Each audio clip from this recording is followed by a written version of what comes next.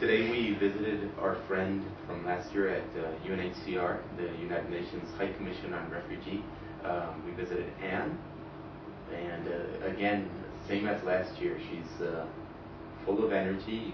You need to remember that you are very privileged, that you can go out there and meet the refugees and talk with them.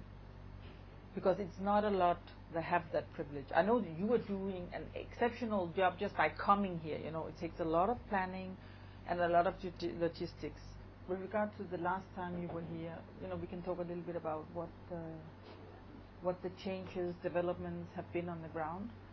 One of the main things is that since November, where the number of internally displaced persons in southeastern Chad were around 50,000, it has now tripled, even beyond tripled actually. So now we have 173,000 internally displaced Chadians in southeastern Chad. This is actually in this area.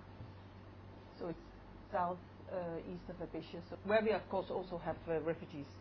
So the 12 refugees camps along the border, they're still there.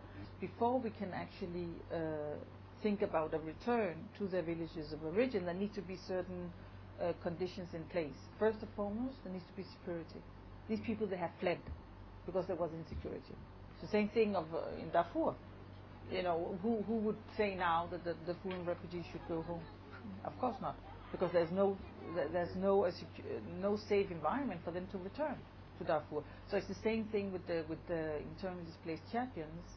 You know, we can't ask them and encourage them to go back to their villages of origin before there is actually a minimum level of security. And now it seems that the ones that are more targeted is the humanitarian staff. It's not that they are targeted because they are working for humanitarian agencies, but it's because they have cars, they have radios, they have assets. We have had quite a number of cars hijacked. We have had in Abidjan, which is the biggest town in eastern Chad, where there's a lot of humanitarian staff living, quite a number of incidents of armed persons entering guest houses in the night, shooting. You have guards killed. You have to talk with as many people as possible, you know, about, you know, how the situation is and what happened and what to take care of, because you're moving into an area that's difficult and that's dangerous. You know, it's so you need to have, and it's dangerous because you can't predict. It's not the Wild West or the Wild East, but the problem is that you can't predict. You can't predict when things will happen. I don't get the chance to go out there that often and sit with the refugees and talk with them and listen to them, you know, and that's very sad. I mean, I do, and every time I have that possibility, I go.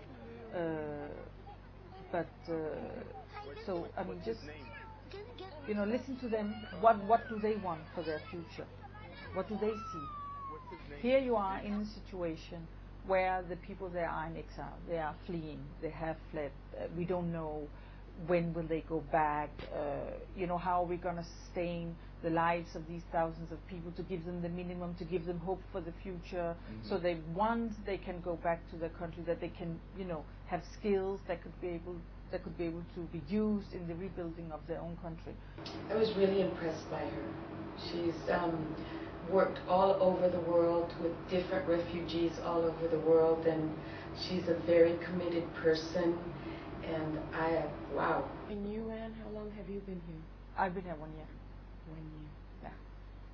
1 year and 1 month and 3 weeks. Gave some suggestions about how people around the world can become involved in. I mean, just the fact of thinking about it, you know, and getting to know about it, getting to learn about it is an achievement.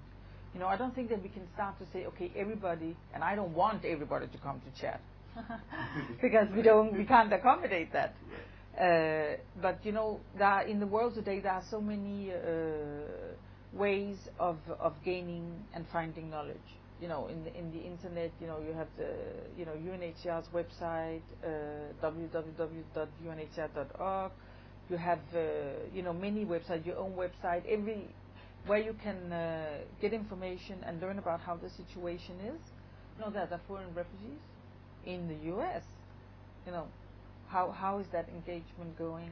Of course, funding is a major issue also, and we are trying, our best to get things done and get money for it. But that's of course always, appreciated. It's also a question of each individual to think about. We all have different talents, we all have different skills, we all have different personal histories, and I don't think it should be forced. It's not like, oh, the people are suffering, we have to do something. It has to come, naturally. Of course, we're very much into advocacy and really changing the situation from the people that have the power to do it, which are leaders. In the United States, there's so many groups and organizations, and some of them are amazing at how simple they make it.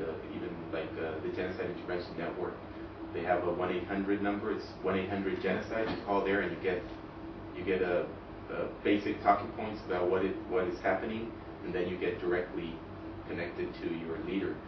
And around the world, it might not be that simple in some places, but it's as simple as calling your president, your leader.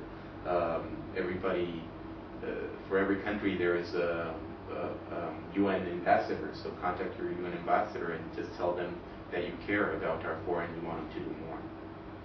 And in many countries, the level of awareness is not nearly as high as that in the US, and the level of activism is not nearly as high. And so people who have access to these countries in terms of language or culture or personal connections, can maybe one of the things that suits them is appropriate, is to think about how to bring awareness to their home countries. Okay.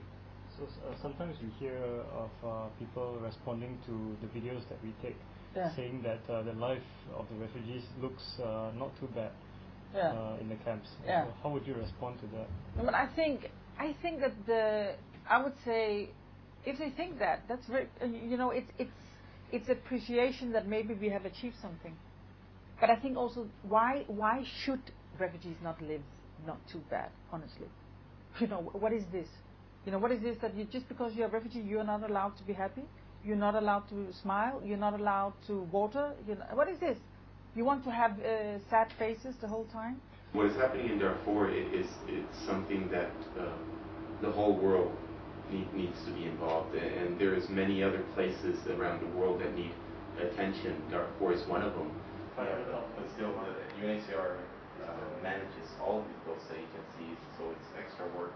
Extra agencies is actually extra work for them. So that was a very good meeting. Yeah, very good. Suffering in any part of the world needs to be addressed.